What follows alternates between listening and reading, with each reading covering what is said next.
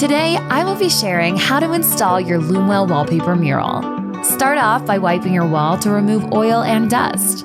Then remove any outlet covers. In the instruction pamphlet included in your order, it mentions A and B panels. Mural panels are numbered instead. Start your install with panel number 1 on the left-hand side. The arrows indicate the top of the panel.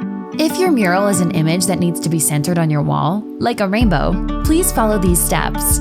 Step 1. Measure the width of your wall in inches. Step 2. Take the total width of all your panels combined. In this example, we have 8 panels. Each panel is 24 inches, so our total is 192 inches. Step 3. Subtract the width of your wall from the width of all the panels.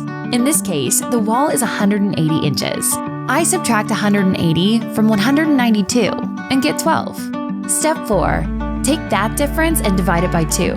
This gives you the number of inches you should have as excess for the first and last panel. In this case, I take 12 inches divided by 2 and get 6. The first 6 inches of your first panel and the last 6 inches of the last panel will be trimmed off after installation. Once all panels are installed, trim any excess material away and style your room. If you have any questions along the way, please don't hesitate to reach out to support@loomwell.com.